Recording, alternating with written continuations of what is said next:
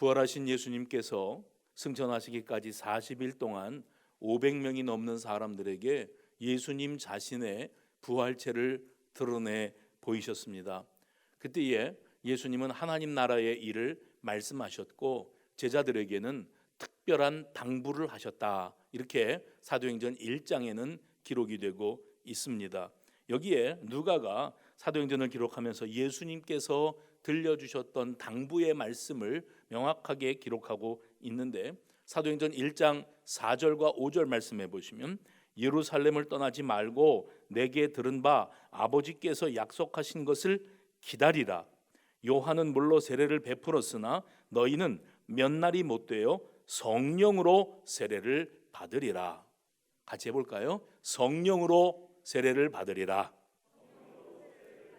그리고 바로 그 뒤에 주님께서 이스라엘 나라를 회복하실 때가 이때입니까? 라고 하는 제자들의 질문을 들으시고도 예수님이 들려주셨던 말씀은 때와 시기는 아버지께서 자기 권한에 두셨으니 너희가 알 바 아니요 오직 성령이 너희에게 임하시면 너희가 권능을 받고 예루살렘과 온 유대와 사마리아와 땅끝까지 이르러 내 증인이 되리라. 여기에서도 또 한 번 해봅시다. 오직 성령이 너희에게 임하시면.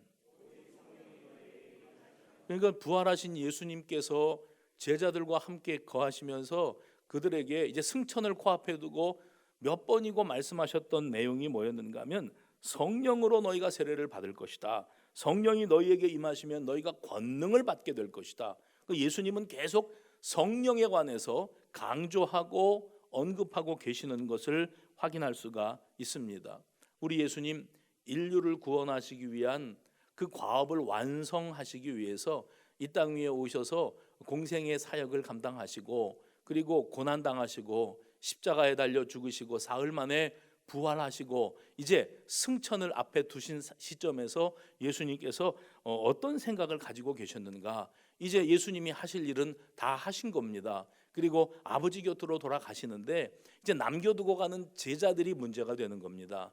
이 제자들이 눈에 보이는 예수, 자신들과 함께하는 예수가 눈에 보이지 않고 손에 잡히지 않을 때에 과연 똑같은 믿음을 가지고 하나님 나라의 비밀을 온 세상에 전파하며 교회를 세울 만한 역량을 갖추었는가 했을 때 예수님이 보실 때에는 이 제자들은 지금 이 상태에서는 아직도 멀었어요. 그리고 저들의 힘으로 이 어려운 때를 지나가는 것이 불가능하다고 보시는 겁니다. 그래서 예수님은 비록 떠나가시지만 떠나가시는 예수님이 저들에게 하나님의 영이신 성령을 보내시고 성령을 통하여 저들이 그 성령의 이끌림을 받고 성령의 내주하심과 통치하심을 통해서 맡겨주신 남은 과업, 교회를 세우는 일입니다. 땅끝까지 복음을 능력 있게 전파하는 일입니다. 이 남은 과업을 완수할 수 있게 하시기를 우리 예수님이 원하고 계셨습니다. 그래서 이 제자들에게 남겨진 과업 완수를 위해서 저들에게 필요한 것이 뭐냐면 성령 강림이에요. 성령의 세례를 받고 성령의 권능을 힘입는 일이었습니다. 사실 돌아보면 우리 예수님께서 성령께서 오실 것이다 하는 말씀을 이때 부활하시고 승천하시기 전 그 사이에만 말씀하신 것은 아니었습니다.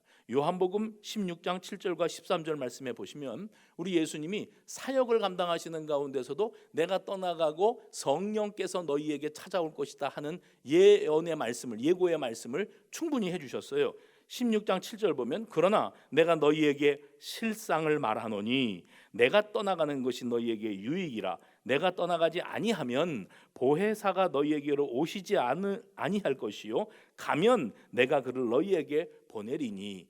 내가 부활한 이후에 승천하여 하나님 곁으로 돌아가면 너희에게는 보혜사를 보내줄 것이다. 내가 가지 아니하면 보혜사가 너희에게로 오지 아니한다. 내가 가야만 보혜사가 너희에게 찾아오고 그 능력을 통하여 너희가 남은 사역을 감당할 수 있다. 그 말씀을 분명히 하셨거든요. 또한 요한복음 16장 13절 말씀 보면 그러나 진리의 영이 오시면 그가 너희를 모든 진리 가운데로 인도하시리니 그가 스스로 말하지 않고 오직 들은 것을 말하며 장래의 일을 너희에게 알리시리라. 예수님이 계속 보혜사가 너희에게로 오실 것이다. 진리의 영이 너희를 찾아오실 것이다 하고 언급하신 바가 있습니다.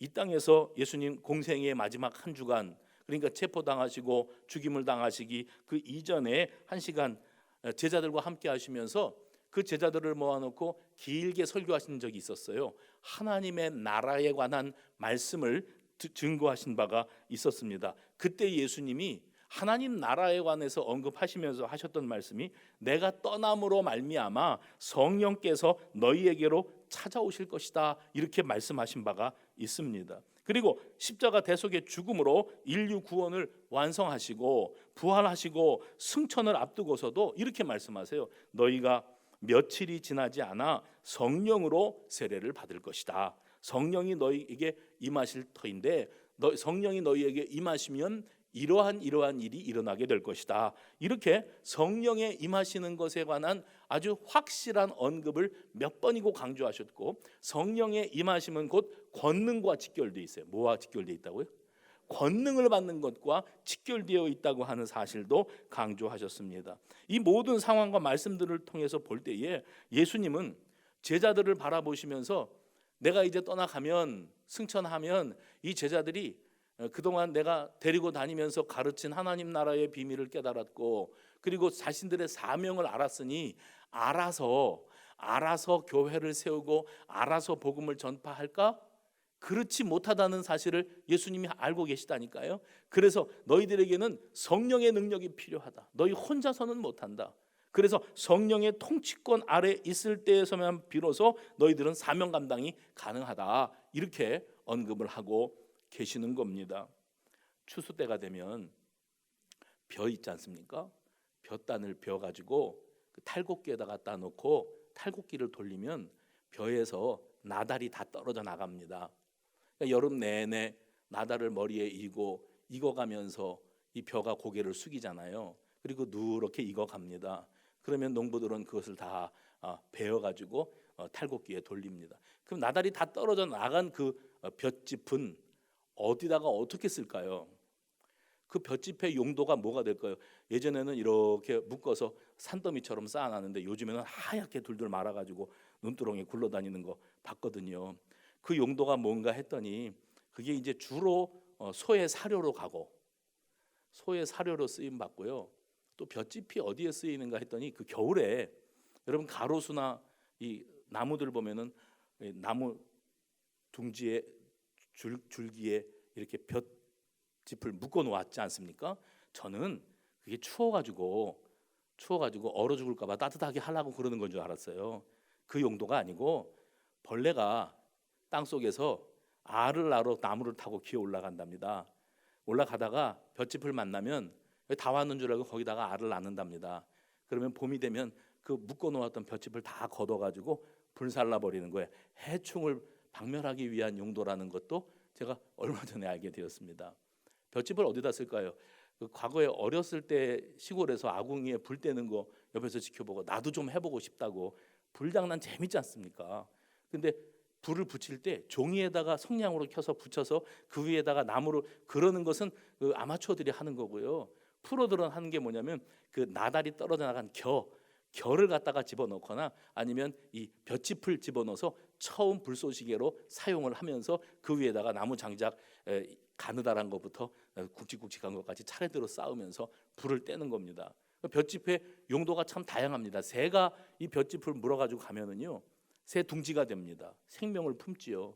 사람이 그 볏짚을 갖다가 할 수 있는 일은 집신을 만들 수 있겠지요. 그러니까 누구의 손에 들려지고 이것이 어떤 용도로 쓰이느냐에 따라서 어떤 때는 불쏘시개가 되어버릴 수도 있고요, 볏짚이. 어떤 때에는 새 둥지가 되어 생명을 품는 역할을 감당할 수도 있는 겁니다. 과연 누구 손에 붙들렸느냐에 따라서 한순간에 불타 사라지는 수도 있고, 또 어떤 경우에는 생명을 품어주는 역할을 감당할 수도 있다는 겁니다. 누구에게 붙들리느냐? 예수님과 동행하던 제자들이 성령에 붙들림 바 될 것이다. 그리고 그로 말미암아 너희가 권능을 받게 될 것이다. 그리고 너희는 그로 말미암아 그 능력으로 땅 끝까지 복음의 증인으로서의 사역을 완수하게 될 것이다. 이렇게 주님이 말씀해 주셨습니다. 그리고 교회는 그렇게 태동이 되었던 겁니다. 예수님 부활하신 후에 50일째 되는 날 성령님은 사도들에게 강하게 임재하셨고 과연 능력도 주셨고 그로 인해서 초대교회가 태동이 되었습니다. 이미 예수님께서 사도행전 1장 4절에 사람들에게 이렇게 말씀해 주셨지요. 예루살렘을 떠나지 말고 내게서 들은 바 아버지께서 약속하신 것을 어떻게 하라고요? 기다리라. 해봅시다. 기다리라. 떠나지 말고 기다려라. 떠나지 말고 기다려라. 무언가 하나님께서 약속하신 것이 있는데 그 약속하신 것이 너희들에게 임할 때까지 너희는 이 자리를 지키라고 말씀하셨습니다. 그리고 그들이 예수님의 승천을 목격한 이후에 감람산에서 다시 예루살렘으로 들어오고 예루살렘에서 다락방에 모여 앉아서 기도를 힘쓰면서 무언가 약속하신 것을 기다리라고 했으니 기도하면서 그들은 기다렸습니다. 그리고 드디어 사도행전 2장 오늘 본문으로 들어와서 이렇게 시작이 됩니다. 2절부터 오순절 날이 이미 이르렀을 때 그들이 다 같이 한 곳에 모였을 때 호련히 하늘로부터 급하고 강한 바람 같은 소리가 있어 그들의 앉은 온 집에 가득하게 되었고 마치 불의 혀처럼 갈라지는 것들이 그들에게 보여졌고 각 사람 위에 하나씩 임하였고 그 순간 그들이 다 성령의 충만함을 받고 성령이 말하게 하심을 따라 다른 언어들로 말하기를 시작하였다. 이게 이제 오순절 성령 강림 사건의 생생한 묘사라고 말씀드릴 수가 있습니다. 여기에 여러분 같이 하셨던 그 기다리라고 하는 떠나지 말고 기다리라고 하는 예수님의 말씀에 저들이 순종함으로 예루살렘에서 걸음아 나살려라 자기 목숨 부지하기 위해서 사방으로 떠나고 흩어진 것이 아니라 그 떠나지 아니하고 기다렸더니 드디어 새 시대, 새로운 시대, 성령의 시대, 교회의 시대가 활짝 열려지게 된 겁니다. 예수님의 죽으심으로 또 부활하시고 승천하심으로 예수님이 가버리심으로 모든 상황은 종료되었고 그리고 저들은 쓸쓸히 흩어졌더라가 아니에요. 이제 예수님이 부활 승천하시면서 제자들에게 큰 명령, 큰 사명을 맡겨놓으셨습니다. 그리고 그들의 능력만으로 이것을 감당하기에 역량이 딸린다, 안 된다, 아직 멀었다 해서 예수님께서 일찍이 계속 예언하셨던 대로 성령이 너희에게 임하시면 내가 떠나감으로 보혜사께서 너희에게 찾아오시면 너희가 그를 통하여 능력을 받게 될 것이고 뭔가 새로운 시작을 하게 될 것이다. 해봅시다. 새로운 시작. 여러분 그래서 드디어 성령 시대, 교회 시대가 열려지게 되어지는데 사실 이 오순절이라고 하는 것은 77절 혹은 맥추절 이렇게 부르지 않습니까? 오늘 현대 교회가 맥추절을 지키게 되어지는데 봄에 뿌려놓은 이 보리 씨앗이 싹을 틔우고 또 발화가 되어지고 그리고 줄기가 뻗어 올라가고 꽃을 피우고 열매가 되어지면 첫 수확입니다. 첫 수확을 거둘 때에 저들이 하나님 앞에 감사했던 절기가 바로 이 맥추절이고 오순절이고 칠칠절이 아니겠습니까? 근데 이 첫 추수에 대한 감사로 모든 농사는 끝인가? 아닙니다. 그 첫 추수가 곧 무슨 말인가 하면 두 번째 추수를 위한 준비요. 이제 출발점이라고 하는 의미가 여기에 담겨 있고 바로 그 절기가 오순절의 의미였습니다. 그 절기에 우리 하나님은 성령을 부어주심으로 새로운 시대, 성령 시대, 교회 시대, 새로운 시대의 서막을 열어 놓으셨는 줄로 믿으시기를 바랍니다. 그 텔레비전 프로그램 중에 다큐멘터리 프로그램이나 아니면 그 여행 프로그램들 있지 않습니까? 요즘에는 이제 여행이 다 길이 막혔기 때문에 한동안 이제 그런 장면들을 보기는 쉽지 않을 거예요. 근데 이제 대리만족을 하는 겁니다. 그 여행 가서 즐기고 아름다운 풍광들을 보는 이런 장면들은 우리가 그냥 텔레비전으로 보면서도 대리만족을 얼마든지 느낄 수가 있어요. 근데 그 프로그램들을 보면서 최근 들어서 많이 달라지고 있다는 것을 느끼는 겁니다. 과거에 이런 프로그램들을 만들 때에는 그 아름다운 장관 있지 않습니까? 멋진 장면을 촬영하기 위해서 헬기를 띄웠습니다. 경비행기나 혹은 헬기를 띄워서 높은 곳에서 카메라를 이 비행기 아래쪽에다가 붙여놓고 그리고서는 생생하게 줌인 줌아웃 하면서 이 장면들을 촬영을 하는데 헬기나 비행기가 찍을 수 있는 그 범주에는 한계가 있어요. 왜냐하면 이 프로펠러가 있고 날개가 있기 때문에 너무 가까이 계곡 속으로 들어가면 그러면 충돌 위험이 있기 때문에 높은 곳에서 그냥 카메라 줌인 작업을 통해서만 마치 근접 촬영을 하는 것처럼 찍는 겁니다. 뭐 그런 장면들은 우리가 화면을 보면은 헬기가 날아가는 그림자가 그 화면 안에 들어오는 것을 보면서 이거는 헬기로 경비행기로 찍었구나 짐작을 충분히 할 수 있지 않아요? 요즘엔 달라졌습니다. 이제는 이 드론이라는 물건이 생겨났어요. 이 드론이라는 물건을 만들어 놓은 다음에는 촬영 기법이 엄청나게 발달을 합니다. 그래서 높은 곳에서 이 카메라 줌인 작업으로만 촬영하던 장면을 이제는 직접 그 드론이 계곡 속으로 들어갑니다. 계곡 안쪽으로 바짝 들어가기 때문에 우리가 멀리서만 바라볼 수밖에 없었던 그 기가 막힌 풍광들을 직접 안방에 앉아서 그 드론 촬영으로 생생하게 실감나게 보는 겁니다. 제가 궁금한 점이 생겼어요. 이 드론 촬영을 하려면 사람이 타고 올라가는 건 아니지 않습니까? 그러면 사람이 땅바닥에서 이 조종관을 가지고 조종을 하는 건데 어느 만큼 거리까지 조종 유효 거리가 될까? 옛날에 우리 연 날리기 할 때 연줄이 풀려 나가잖아요.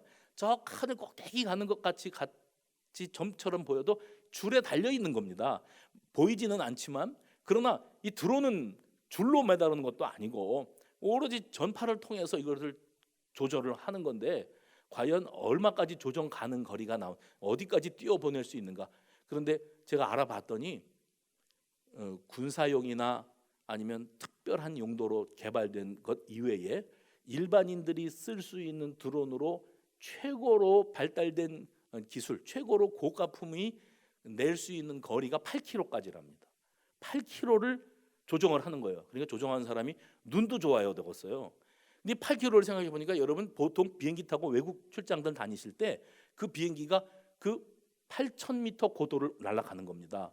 그러니까 거의 8,000에서 1만 미터 고도를 왔다 갔다 하면서 비행하는 건데 여기에서 우리가 드론을 하늘에 날아가는 항공기 눈에 보일 때는 이미 착륙을 준비하고 있는 거기 때문에 많이 내려온 겁니다. 그게.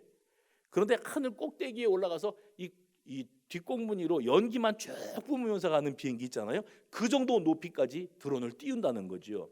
물론 하늘로만 올리는 게 아니라 옆으로 올려서 일반 촬영을 하겠지만은 그것도 궁금해졌어요. 그러면 드론을 날리다가 8km 범주를 벗어나면 어떻게 되는가? 그 다음에는요 조종이 안 됩니다. 추락입니다. 이것을 전문가들이 out of control 이렇게 말한대요. 조종 범주를 조정할 수 있는 범주를 벗어나 버렸다. 그러면은 그냥 추락인 겁니다. 더 이상 그게 어디에 가 있는지 지금 어떤 상태인지를 파악할 수가 없는 거예요. 제가 이 말씀을 왜 드리는가 하면 우리 하나님의 백성들은요 구약에서부터 쭉 말씀을 묵상하면서 보니까 하나님의 백성, 하나님이 이스라엘 백성들을 조성하셨습니다. 아멘입니까? 하나님이 조성하셨어요. 아브라함을 지명하시고 택하여 부르시고 그에게 믿음을 주시고 그 믿음을 통하여 하나님이 일방적으로 축복하시고 언약하셔가지고 이스라엘 민족을 이루었습니다. 하늘의 별과 같고 바다의 모래 알갱이와 같은 번성을 이루셨어요. 그러니까 하나님이 특별 대우를 하시는 민족입니다. 이스라엘 백성들이. 그러면 이스라엘 백성들은 천하 없어도 하나님을 떠나면 못 살아요. 아멘 할 줄 알았죠. 하나님을 떠나면은 못 살아요. 하나님이 다스리시고 통치하셔야 이 백성들이 소망이 있고 살 길이 열려지는 겁니다. 근데 아웃 오브 컨트롤 그렇잖아요. 하나님에게서부터 멀어져요.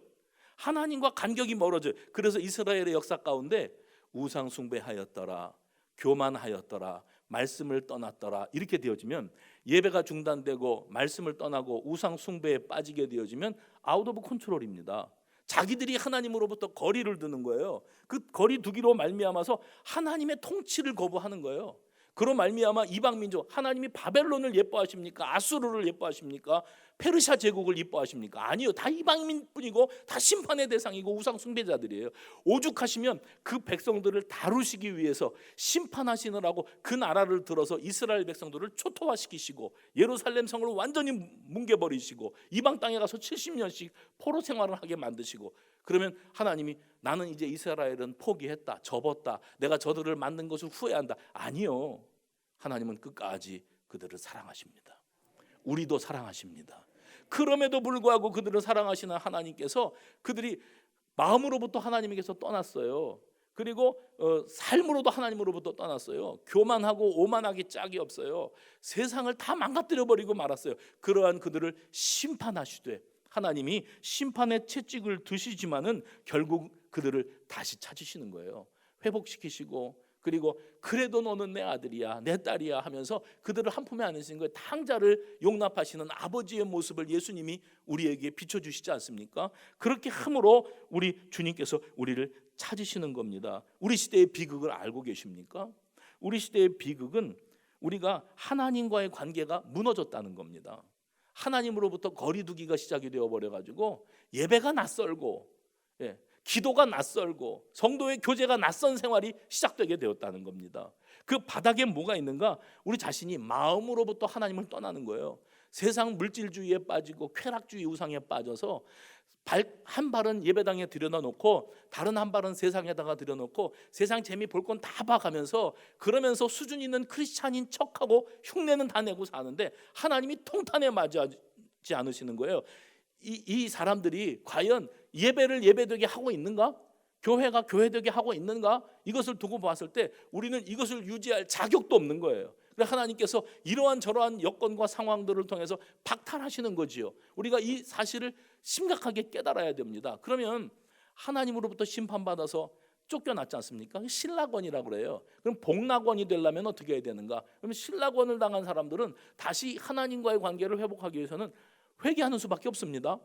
하나님과의 관계를 회복하고 하나님과 가까이 하고 말씀을 가까이 하고 예배를 가까이 하고 아멘 소리라도 크게 하고 그러면서 하나님을 찾아야 되는데, 과거에 이스라엘 백성들은 어떤 짓을 했었는가? 이제 과거에 제가 말씀도 얼마 전에 증거했습니다마는 바벨탑 사건을 기억하시죠?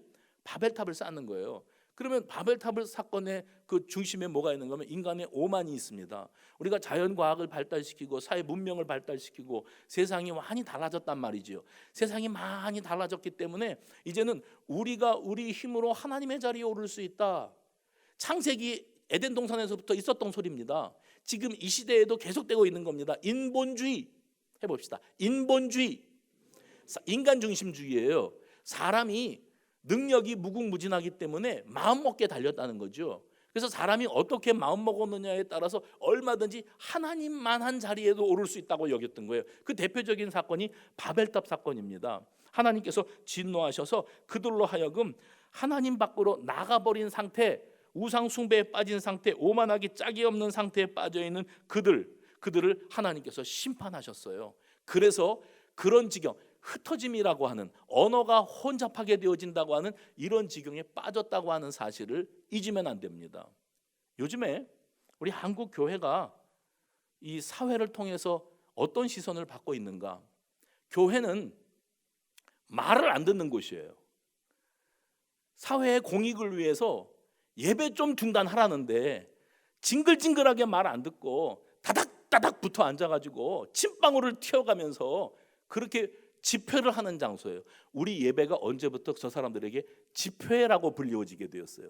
근데 이 집회는 뭐냐면 PC방에 앉아갖고 나란히 앉아서 게임 두드리고 있는 젊은 것들, 룸사롱이나 그리고 춤추는데 클럽에 쫓아다니면서 그런데 뭐 앉아서 서로 술잔이나 기울여가면서 몸이나 흔들어가면서 모이는 그 집회가 예배당이라는 곳에 모여가지고 타닥타닥 붙여 앉아서 위험하기 짝이 없게 바이러스나 전파하는 집단으로 매도되는 거예요. 그래서 시청에서, 구청에서, 동사무소에서 판때기 하나씩 들고 나와가지고 예배당 저 구석에 지금도 앉아 계십니까? 나갔겠죠. 들고 앉아가지고서는 체크하는 거예요. 2m 거리 앉았냐? 마스크 다 썼냐? 열 체크했냐? 명단은 작성했냐? 이러고 앉아갖고 7가지 여기는 좀 하네. 그리고 가버리는 거예요. 예배라도 드리고 가지 그냥 가버리는 거예요. 이 사람들이 볼 때에 교회는 위험천만하기 짝이 없는 집단인 겁니다. 신천지나 정통 교회나 뭐가 다르냐는 거예요. 자기들은 그런 거 관심도 없어요. 그래서 어떤 생각을 하는 거예요? 언제부터 교회가 행정당국의 감시를 받고 통치를 받고 이래라 저래라 하는 소리를 듣는 곳이 되었나? 목회자로서 이 사태를 가만히 묵상하다가 한 가지 깨달은 게 있어요. 이 사태는 우리가 초래했다. 한국 교회가 이 비극적이고 치욕적인 사태를 불러왔다. 왜냐하면 오늘도 여러분 예배 전에 찬양하십니다. 교회를 교회되게, 예배를 예배되게. 그 무슨 고백입니까? 교회가 안 됐다는 거예요. 예배 같지 않았다는 거예요. 지금까지 권위도 없고 실력도 없고 세상을 향하여 던질 메시지도 없고 우리 스스로를 정화시킬 능력도 없고 예배는 형식에 불과했다는 거예요. 감동도 없고 감격도 없고 그냥 일주일에 한 번 일수도장 찍으러 나오듯이 얼굴 빼꼼히 비치고 지금 주님 저 왔다 갑니다. 오늘 예배 드렸으니까 한 주간 무사하게만 해주십시오. 그런 곳이 되어버렸어요. 예배가 그러니까 예배의 품격이 떨어지고 예배의 본질이 훼손된 겁니다. 하나님께서 너희들은 이런 예배 드릴 자격도 없다. 교회가 교회냐? 지금 한국 교회가 교회야? 교회로 모일 자격도 없다. 너희는. 우리는 세상이 우리를 향하여 뭘 어떻게 해라 저렇게 해라 한다고 기분 나빠할 것이기 이전에 우리 자신이 과연 우리가 예배자로서의 자격은 갖추고 있었나? 우리가 성도로서 교회로서의 본분과 본질을 생명처럼 지키고 있었나? 말씀에 대한 확신도 없고 그리고 그 내가 듣는 바 묵상하는 바 말씀이 내 인생에 아무런 영향을 못 미치는 거예요. 우리가 가는 방향에서 단 1도만 꺾어도 마지막 종착지는 확연히 달라진다 그러죠. 우리는 말씀을 들으면서 내 고집대로의 인생에서 단 1도도 방향 전환을 못하는 겁니다. 그냥 앉았다가 하는 거죠. 천하 없는 소리를 들어도 이거 은혜 받았습니다. 감동 받았습니다. 말들은 잘하는데 삶은 하나도 바뀌는 게 없는 거죠. 우리가 예배에 자격이 있습니까? 우리가 하나님의 말씀에 무게를 실습니까? 그러니 오죽하겠습니까? 세상 사람들이 니네가 드리는 예배가 그게 예배냐? PC방에 앉아서 게임하는 애들이나 술집에서 몸을 흔들어대는 것들이나 니들 예배 드리는 예수쟁이들이나 다 우리가 볼 때는 똑같아. 바이러스 감염 위험 집단일 뿐이야. 이렇게 돼버리는 거예요. 이건 비극적인 사건입니다. 우리 하나님 앞에 신라고 좋은 시절을 다 빼앗기는 거예요. 우리 스스로. 그러다가 우리가 어쩌다가 주님 우리가 이 지경이 되었습니까? 하고 물었을 때에는 우리는 회개하는 수밖에 없습니다. 바벨탑을 쌓습니까? 보건당국의 지시를 따라 2m 거리를 놓고 마스크를 쓰고 앉아있으면 바이러스를 사전에 예방할 수 있는 겁니까? 아니요. 우리가 정신 차리고 회개하고 하나님 앞에 정말 구호로만이 아니라 예배가 예배되게 하고 교회가 교회될 때에 비로소 진정한 회복, 진정한 새 출발 이것이 가능하게 될 줄로 믿으시기를 바랍니다. 그래서 저는 우리 시대의 혼란, 우리 시대의 이 치욕적인 교회의 모습들의 주된 원인 제공이 바로 우리 교회에 있다고 판단을 합니다. 그 교회는 하나님이 기다리라, 섣불리 움직이지 말고 하나님의 때를 기다리라고 하는데 우리는 기다릴 줄을 몰랐어요. 그러니까 이 시대의 갈등과 혼란의 중심에 교회들이 서게 되고 말았어요. 그리고 이제 통제의 범위를 벗어난 드론처럼 말이죠. 하나님의 음성을 더 이상 듣지도 못하고 듣기는 들어도 그것이 내 삶에 어떤 변화와 결단으로도 이어지지가 않고 있다면 이 예배는 아무런 의미가 없다는 거죠. 가치관도 흔들리고 진리에 대한 확신과 권위도 무너지면서 발생한 이 혼돈이 우리 현대 그리스도인들의 교회를 불안한 구석으로 몰아넣고 있는 겁니다. 그래서 우리 시대를 보면 이념의 갈등, 선거 한번 치르면 확연히 드러나지요. 색깔로. 이념의 갈등, 계파의 갈등, 지역의 갈등, 세대 간의 갈등, 빈부의 갈등, 종교의 갈등, 남녀의 갈등, 지구촌 구석구석이 다 지금 이 갈등 구조 속에 있습니다. 게다가 지도자들이요, 나라를 통치하는 지도자들은 한순간에 자기가 이 민족 나라를 위해서 결정을 내려야 돼요. 그 결정권이 주어져 있기 때문에 지도자인 겁니다. 그런데 이 시대의 지도자들은 큰 나라고 작은 나라고 다 백성들을 어떻게 하면 시원하게 해줄까, 포퓰리즘이라고 그럽니다. 포퓰리즘에 빠져가지고 오로지 다 사람 눈치만 보지 자기들이 하나님을 경외하는 지도자는 없는 겁니다. 그러니까 자기 국가 우월주의, 국가 우선주의에 빠져가지고 다른 나라 사람들은 어떻게 뭐 죽거나 말거나 굶어 죽거나 마스크가 없어서 전염돼 죽거나 아무 상관도 없어요. 일단 우리 거부터 챙기고 보는 거예요. 자기들 국가 이기주의, 민족 이기주의에 빠져가지고 그래서 자기 그 정권이나 연장시켜 나가는 것이 이 소위 지도자라고 하는 사람들의 양심입니다. 거기에다가 물질 우상주의, 물질 중심주의에다가 쾌락지상주의, 이것이 다 혼합이 되어 있는 거예요. 그러니까 갈기갈기 찢겨 나가는 겁니다. 지구촌이 한 덩어리고 여행 다니고 출장 다니고 사업으로 엮이고 이렇게 엮여서 온 지구촌이 아무리 큰 땅덩어리라 그래도 여러분 이렇게 이 비행기들이 마음대로 왔다 갔다 하고 사람들이 마음만 먹으면 수시로 교류할 수 있는 이런 상황 속에서 국경을 막는다, 비행기를 못 들어오게 한다, 아무리 그래봐야 막을 수 있었습니까? 지금 걷잡을 수 없이 산불 퍼지듯이 번져나가고 있지 않습니까? 이게 안 되는 시대예요. 바로 이러한 시대에 과연 우리가 창세기 때에 등장하던 그 바벨탑을 떠올릴 수밖에 없습니다. 그 바벨탑 시대에 하나님 잊어버리고 자신들이 마치 이 땅의 주인인 것처럼 오만 방자하기 짝이 없게 굴다가 하나님의 준엄한 심판을 받게 된 겁니다. 그래서 자기들의 모든 꿈은 다 사라져버리고 말고요. 그리고 심판의 결과는 곧 뭐였는가 하면 해봅시다. 흩어짐. 하나님이 흩으시는 거예요. 흩어버리시는 겁니다. 그래서 흩어짐의 심판이 있었고 언어가 달라서 언어가 소통이 되지 않아서 말이 통하지 않아요. 말을 해도 말귀를 못 알아듣고 어차피 말이 안 통하니까 그 사람이 뭐라고 해도 나도 못 알아듣고 들을 생각도 없고 소통이 단절되고 마는 겁니다. 소통이 단절되니까 오해와 불신. 오해는 뭡니까? 사실이 그게 아닌데 자기 나름대로 그거라고 속단을 하는 겁니다. 그래서 잘못 판단하는 거예요. 오해, 잘못 이해하는 거예요. 그리고 불신, 믿지 못하는 겁니다. 사실 알고 보면 다 사기꾼 같고 다 거짓말 같고 다 나를 등쳐먹을 것 같아 보여도 실제로 그런 경우도 없지는 않겠지만 다 그런 건 아니거든요. 그런데 이 세상에는 불신이 팽배해요. 아무도 믿을 수 없다. 오로지 나만 믿는다. 그리고 오해, 잘못된 해석을 하면서 오판을 하면서 세상을 매도하는 거예요. 그래서 각자 자기중심주의로 사는 거죠.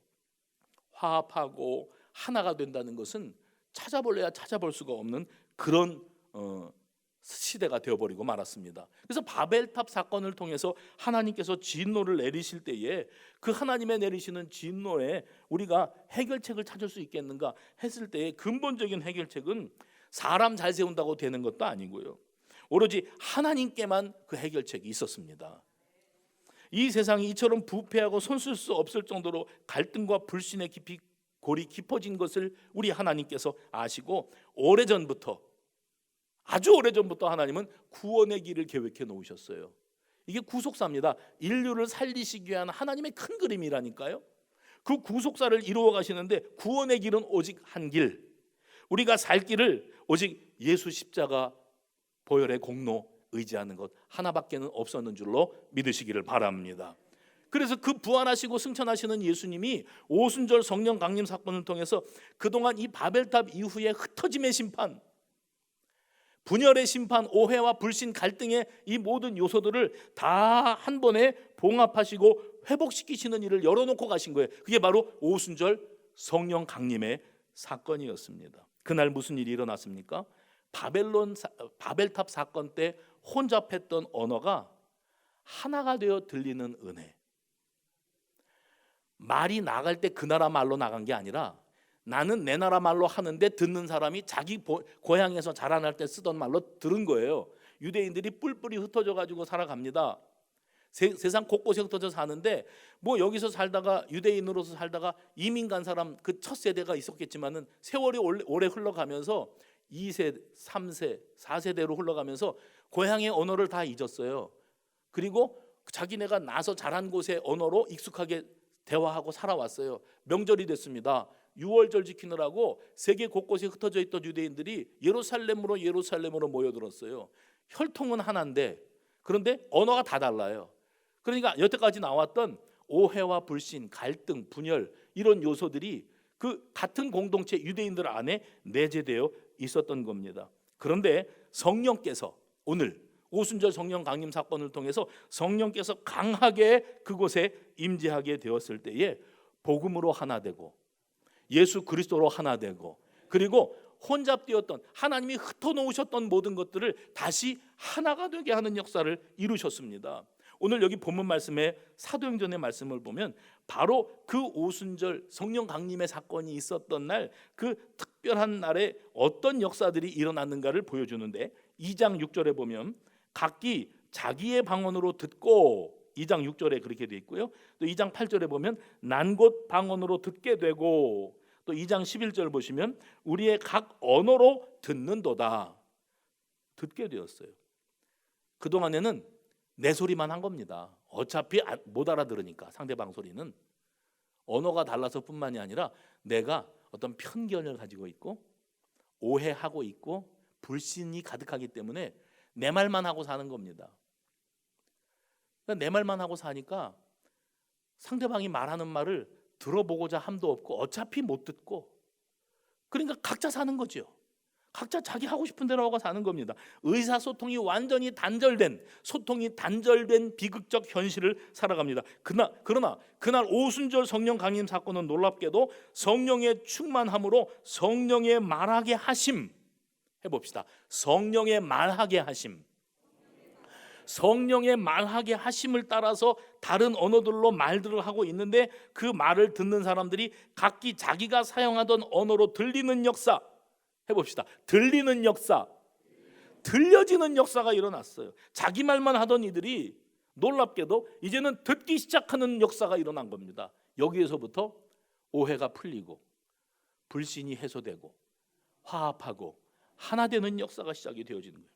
그래서 여러분, 성령은 회복의 영인 줄로 믿으시기를 바랍니다.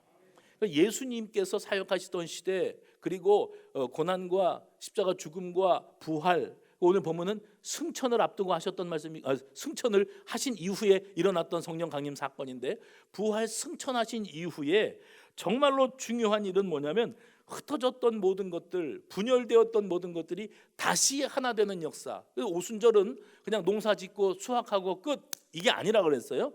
오순절은 수확의 계절이지만 곧 다음 농사가 시작되는 계절이기도 합니다. 이제 교회 시대가 시작되는 거예요. 이제 성령의 시대가 출발하는 겁니다. 예수님은 부활 승천하시고 지금 이 땅에 안 계시지만 주님이 몇 번이고 말씀하셨던 그 성령의 강림 사건이 다락방에 임하게 되어지고, 그 성령 받은 사람들이 흩어놓았던 모든 언어들이 하나가 되는 역사를 경험하게 되어지면서 비로소 인간이 저질러 놓았던 모든 일들을 하나님이 수습하시는 역사, 이것이 교회의 역사 가운데 나타나고, 그로 말미암아 복음이 땅끝까지 증거되고 곳곳마다 하나님의 교회가 다시 세워지게 되었는 줄로 믿으시기를 바랍니다. 성령의 능력은 흩어졌던 공동체를 다시 세우는, 하나가 되게 하시는 능력입니다. 오늘도 성령님은 우리에게 회복의 영으로 찾아오실 줄로 믿으시면 아멘 하시기 바랍니다. 예배의 회복, 교회의 회복, 심령의 회복, 관계의 회복, 가정의 회복, 민족의 회복은 성령으로만 가능한 줄로 믿습니다. 교만과 죄악으로 갈기갈기 찢겨졌던 사람들이 마음이 회복되고 갈등과 미움으로 가득했던 세상이 서로 손을 내밀어 하나 되는 역사, 불가능하지 않습니다. 우리 모두가 성령 받으면 될 일이에요. 부활하신 예수님이 승천하시기 전에 40일 동안 사람들에게 자신의 살아계심을 드러내 보이시며 하나님의 일을 말씀하셨습니다. 오늘 보면 3절이고요.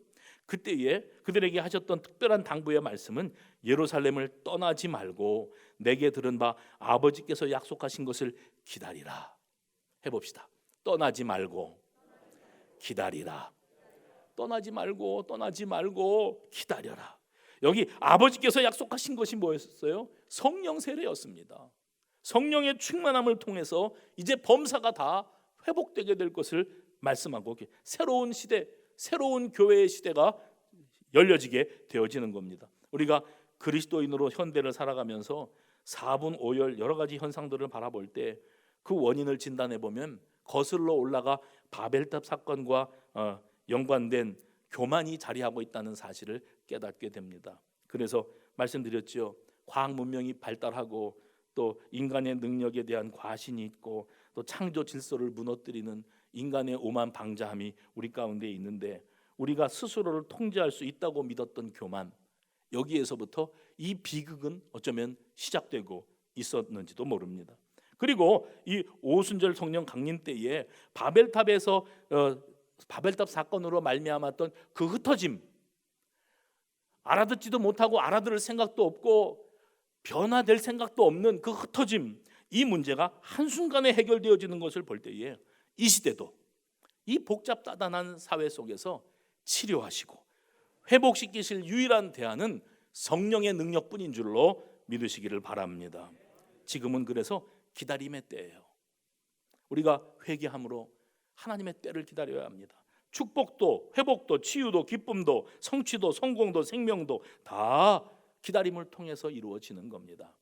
밥을 지을 때도요, 밥솥에다가 밥 집어넣고 뚜껑 닫고 5분 안에 해결됩니까?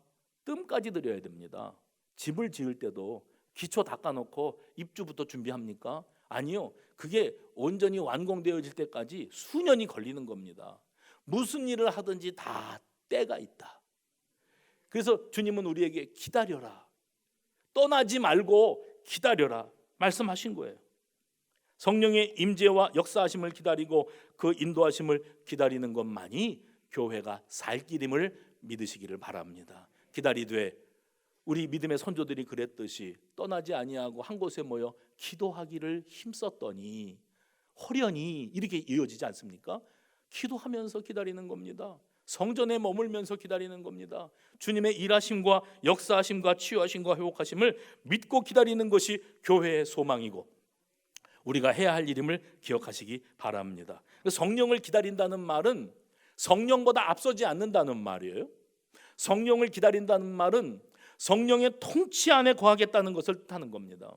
하나님의 다스리심, 하나님의 통치의 범주를 벗어나게 되었을 때에 이런 비극과 이 비참한 일들이 벌어지게 되는 겁니다. 그러나 다시 우리가 성령의 통치권 안으로 들어오고 하나님 앞에서 내가 무너졌던 예배부터 회복하고, 할렐루야, 무너졌던 예배를 회복하고 성도의 교제가 얼마나 소중하고 아름다운 것이었는지를 깨닫고 교회를 교회되게, 예배를 예배되게 만들고자 하는 뜨거운 열정과 헌신과 결단이 있어야 하나님은 교회의 새 시대를 열어가실 줄로 믿으시기를 바랍니다. 오늘 성령의 붙들림 받은 교회, 성령이 임하시는 교회, 그 감격이 새로워지는 그런 예배자들로 가득한 믿음의 공동체로 이 땅의 교회들이, 아니 우리 수성교회가, 범사가 회복되는 역사가 있게 되어지시기를 주의 이름으로 축원합니다. 감사의 고백입니다. 성령의 능력으로 교회를 새롭게 하심에 그리 아니하실지라도, 그럼에도 불구하고 다 이해할 수 없을지라도 감사합니다. 기도하겠습니다. 하나님, 참으로 감사합니다. 어렵고 힘든 때들을 지나고 있지만 우리가 하나님 앞에 오만했고 불순종했고 하나님의 통치 범위를 벗어나 우리 멋대로 인본주의에 빠져 살았던 모습을 회개하오니, 주여, 우리를 흩으신 주님께서 다시 우리를 성령으로 하나 되게 하실 것을 믿으며 아버지의 때를 기다려 아버지 믿음의 자리, 예배의 자리를 생명처럼 지킬 수 있는 보배로운 우리 수성가족들이 다 되게 하여 주시옵소서. 영상 예배를 드릴 수밖에 없는 이들을 긍휼히 여겨주시고 저들이 속히 아버지 품 안으로 나와 현장 예배가 회복되는 역사, 그 은혜가 일어나게 하여 주시옵소서. 우리 다시 만나는 감격을 허락하실 줄로 믿사옵고 예수님의 이름으로 기도하옵나이다. 아멘.